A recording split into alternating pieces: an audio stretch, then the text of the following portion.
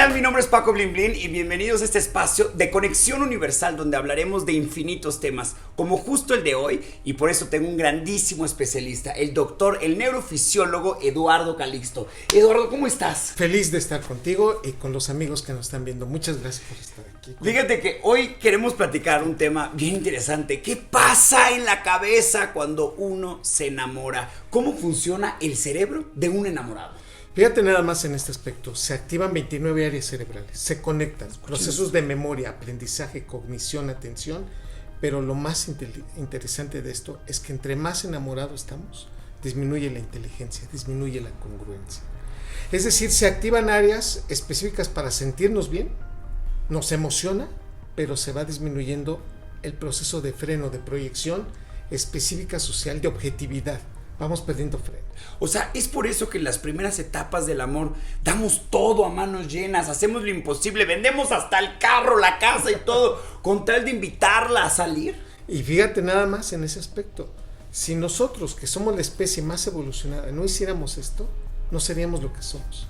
Tenemos que disminuir nuestra inteligencia en estas etapas para que entonces quitemos lo que serían, digamos, los elementos negativos, los defectos, para pasar a un proceso de intensificar lo hermoso, lo bello, quitando todo lo malo, y esa es la parte del enamoramiento. Entonces son primero cambios estructurales anatómicos en la función, y la otra es la neuroquímica. Se incrementan muchísimo los neuroquímicos que nos hacen sentir bien. Dopamina, que nos adicionan. ¿Qué es la dopamina? Que es un neurotransmisor, es un aminoácido tan pequeño que genera felicidad. Genera trenes de alta activación. Y entonces, ¿qué es cuando ves a esa persona que se siente como algo aquí en el estómago? Y las mariposas, y la palpitación, y la pupila se te dilata, y sientes que la piel... Seguramente les ha pasado a todo mundo. Y en ese contexto es dopamina que estás liberando junto con adrenalina. La vida media de estos neurotransmisores son de 4 segundos. Entonces imagínate la cantidad de dopamina y de adrenalina que estamos haciendo, y el corazón late más fuerte y la respiración la tienes que hacer más intensa porque necesitamos oxigenar mejor. Las personas que se niegan a enamorarse, que son frías, que dicen es que eres como un témpano de hielo, ese tipo de personas, ¿es porque tienen un bloqueo emocional o sí tienen un desnivel en sus neurotransmisores? Principalmente aquí te tengo que decir que es un control absoluto sobre la liberación de dopamina, porque entonces se incrementa la activación de la parte más inteligente del cerebro, que es la corteza prefrontal. Esas personas que hacen eso es porque tienen una corteza prefrontal más conectada, y eso nos pasa a los hombres hasta los 25, 26 años y a las mujeres a partir de los 21, 22 años. Quiere decir que antes de estas edades damos todo y somos totalmente irreflexivos y nos desbocamos. Después de esta edad ya tenemos corteza prefrontal y decimos, no me vuelve a pasar esto. Aprendemos mejor de la experiencia.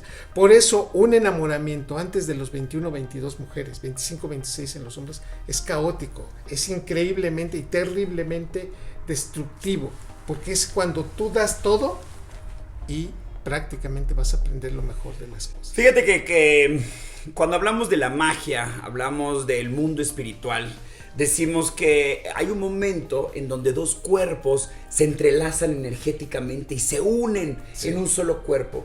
¿Eso pasa con los neurotransmisores de cerebro a cerebro? ¿Se pueden conectar? Fíjate, el cerebro de una persona y el cerebro de otra. No es tanto que exista una conexión física, sino una conexión de actividad. Cuando se hacen mediciones con electroencefalograma, permites ver cómo una persona que está vibrando en la misma sensación, por ejemplo, lo vemos en los conciertos. Cuando una gente se va a un concierto y te encanta la banda que está... Que hay una liberación de dopamina increíble, extrema. Exactamente, y en ese momento le tomas un electroencefalograma, todos prácticamente tienen la misma actividad electroencefalográfica. Cuando estás haciendo el amor, cuando estás con una persona ya plenamente convencido de que ambos son uno para el otro, incluso son codependientes en esta circunstancia, porque los dos están liberando dopamina, oxitocina y vasopresina, en ese momento tú le mides un electroencefalograma, ves la actividad electroencefalográfica, prácticamente tienen el mismo patrón de liberación. Por lo tanto, si se incrementa esta actividad, que entonces tú dirías, ¿y en qué consiste? Generas la misma sensación placentera. Eso es lo maravilloso. Puede ser tan grande la sensación de estar con alguien, que puede ser desde estar platicando con ella, o estarse besando, o estar haciendo el amor, que la actividad electroencefalográfica tú las ves y prácticamente coinciden. en un 80%. Qué interesante la verdad, porque a veces cuando hablamos de dos personas enamoradas, estamos hablando de una conexión cósmica, de una conexión universal, pero más allá de eso, hay un trabajo cerebral profundo. Totalmente. Y aquí la pregunta es, entonces, ¿nos enamoramos con el corazón o nos enamoramos con el cerebro? Nos enamoramos con el cerebro. Y tenemos que decirlo, porque uno dice, es que lo siento Claro. en el corazón, y siento las palpitaciones, y siento la necesidad. No, tengo que decirte que el corazón es un reflejo de lo que está pasando en el cerebro. Es que, por ejemplo, ustedes los neurofisiólogos dicen que nos enamoramos con el corazón. Los poetas dicen que nos enamoramos con el cerebro. Los poetas con el corazón y los artistas con el estómago. Sí. ¿A quién le hacemos caso? No, debo decirte que desafortunadamente, y para ellos, porque te tengo que decir que esto se mide netamente, ya en unos escáneres, por ejemplo, tomando fotografías del cerebro activo, nos damos cuenta cómo cuando te enamoras se activan 29 áreas cerebrales. 29. Entonces tienes que decir, bueno, es que realmente no es que te ame con el corazón. Mira, te amo con la memoria de mi hipocampo, con el deseo de mi área tegmental ventral, con a veces mis emociones de mi amígdala cerebral, y por momentos le das vuelta a mi giro del cíngulo para interpretar lo que estás haciendo. Como está muy complicado, nada más le dices con el corazón, es más romántico, pero en realidad son todas estas conexiones de interpretación, memoria, conductas, de toma de decisiones. Y todavía entender, querido Paco, queridos amigos, que el hemisferio cerebral de las mujeres los dos hemisferios cerebrales están más conectados. Por lo tanto, pasan más rápida información. Las mujeres tienen el hipocampo más grande, por lo tanto tienen más memoria. Las mujeres tienen más desarrolladas las áreas del lenguaje, por lo tanto hablan más y entienden mejor el lenguaje. ¿Cuál es el cerebro que se engancha más en el amor? ¿El masculino o el femenino? En términos generales, los hombres nos enamoramos más rápido, pero las mujeres generan más apego. Entonces la mujer cuando dice que te quiere es porque realmente te quiere. Cuando el hombre dice es que te deseo, es que realmente te desea, aunque no te quiera. Entonces los varones promedio decimos, híjole, es que yo con esa mujer sería increíble. Bueno, doctor, si nos enamoramos con el cerebro, ¿cuál es la parte del cerebro donde está el amor? La parte donde se enamora. Yo diría que de inicio, y es por fases, pero la principal sería el hipotálamo, junto con la amígdala cerebral y el área tegmental ventral. Conectas esas tres, generas la proyección, la sensación, la emoción, el cambio hormonal y al mismo tiempo la sensación de que eso no quieres que se termine. Ya después, pues te generas recuerdos, generas interpretaciones y los vas metiendo a diferentes módulos. Cuando te enamoras realmente, entonces te haces ciego para otras personas. Cuando te gusta alguien, dices, bueno, me gusta, pero puedo también ir hacia otro. Claro, porque cuando uno está enamorado, sales a la calle y puede estar lleno de forros, gente hermosa, pero no, tú vas al camino donde tienes que llegar porque tú estás enamorado. Sí, disminuye toda esa apreciación. Pero hay que recordar, querido Paco, queridos amigos, que te puedes enamorar y puedes querer a 2 o 3 personas. El cerebro caray. tiene capacidad para hacerlo. Pero en el mismo nivel. No en el mismo nivel. Siempre vamos a jerarquizar un cariño más por el que más quieres, a quien más quieres, que a otras personas. ¿Cómo hace la diferencia el cerebro entre el amor de padres, el amor de amigos y el amor de una pareja? Uno son los módulos de conexión. Por un lado empezamos conectando, por ejemplo, memorias. 2, la capacidad de liberación de oxitocina, que es parte del secreto. Cuando tú abrazas a alguien, sientes pertenencia por esa persona.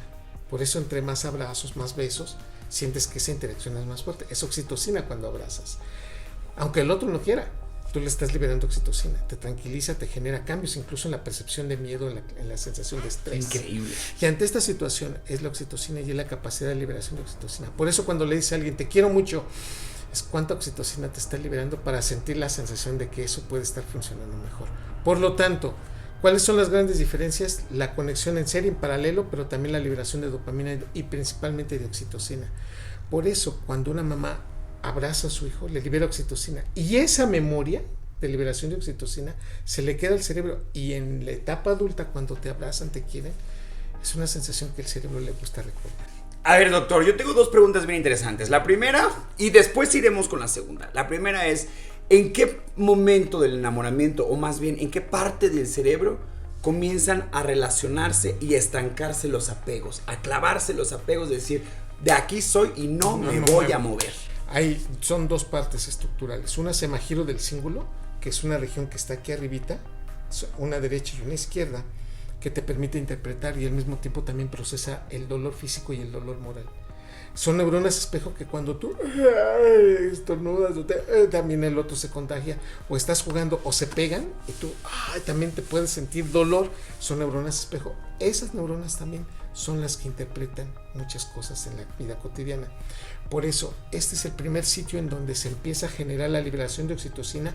Haces copiado y entonces dices, pertenezco a, siento la necesidad de. Y entonces, cuando tú ves a alguien parecido incluso a esa persona, que nada tiene que ver con un examor que tuviste hace tiempo, rápidamente te conectas y dices, es que ¿por qué? Rápidamente me metí con ella, o rápidamente sentí que tenía esa apreciación, porque te recuerda esa explicación. O sea, ¿es ahí mismo donde están nuestros patrones? En parte, nuestros vínculos con papá y mamá que estamos buscando en ocasiones con otras personas. Exactamente, ese es el giro del cíngulo. Es la que se activa. Por eso la importancia de creo que muchos estamos muy enfermos del giro del cíngulo. Bueno, pues entonces entenderemos que si entre los 7 y 14 años que se conecta esta área cerebral, ves violencia, te haces violento en la etapa adulta. Si ves abandono, entonces abandonas en la etapa adulta. La importancia de un divorcio de los papás en las primeras etapas de la vida es como también vas a ser como pareja. Y si te vinculaste bien, si tus papás te dieron apoyo, si el papá abrazó, entonces el vínculo afectivo de una relación de pareja puede funcionar mejor. Sí, el giro del cíngulo se conecta entre los 7 y 14 años. Ahora, doctor, la segunda pregunta, y muy importante, porque creo que esto nos interesa a todos. Sí. ¿En qué parte del cerebro está el amor propio y cómo trabaja? Sobre todas las cosas. Sí, yo ahí diría que es una interacción dinámica entre el giro del cíngulo, la amígdala cerebral y el hipocampo. Está bien complicado. Si de por sí está bien complicado ponerse a uno antes que todos los demás. ¿Te imaginas? Entonces primero interpretas, luego generas la emoción y después los recuerdos. La importancia de tener buenos recuerdos, la importancia de saber quién eres, va principalmente con la activación de tu memoria, de tus memorias. Por lo tanto, una persona que no tiene memorias difícilmente podría quererse a sí misma. Esa es una de la interacción final. Cuando una persona tiene esa apreciación y ese giro del cíngulo activo, sabe hasta dónde y dónde genera el dolor físico. Por eso nos duele mucho un no te quiero. El cerebro está hecho para amar, no para cuando le dicen que no te quieren. Por eso duele muchísimo. ¿Y cómo se le entrena al cerebro para las circunstancias que están por venir? Tienes que decirle, disminuye tus niveles de dopamina, conecta más tu corteza prefrontal y date una explicación de las cosas. No, pues por eso nos damos tantos golpes en la vida, doctor. Por eso todos los amores nos enseñan. Por eso no hay que estarle diciendo al otro, ay, ojalá le caiga un piano, desgraciado. No, quiero justicia, quiero venganza. No, aprende y que te está enseñando, aún con el proceso de haberse ido, a ser mejor persona. Por eso, el examor, los desapegos, tienes que agradecer y decirle, me enseñaste cómo no era una persona, cómo no es el amor. Me enseñaste a ser mejor persona, porque soy feliz aún y a pesar después de ti. El doctor Eduardo Calixto, ya lo escucharon ustedes, una gran eminencia, doctor neurofisiólogo, gracias por estar con nosotros. Un gusto. Este es el cerebro de una persona enamorada, ya lo saben ustedes cómo funciona. Imagínense, si en la vida día a día es complicado ser un enamoradizo, imagínense el cerebro lo que está trabajando todo el tiempo. Ojalá que esta información haya sido útil para todos ustedes. ¿Cómo podemos estar en contacto contigo, doctor? @Calixto en Twitter, Eduardo Calixto en Facebook. Ahí está, ¿y en Instagram? Como doctor Eduardo Calixto. Ahí voy a poner todos y cada uno de los contactos para que estén en contacto en cada una de sus redes sociales. Doctor Eduardo Calixto, muchísimas gracias. Un placer. Y muchísimas gracias a ustedes por acompañarnos una vez más a esta conexión universal.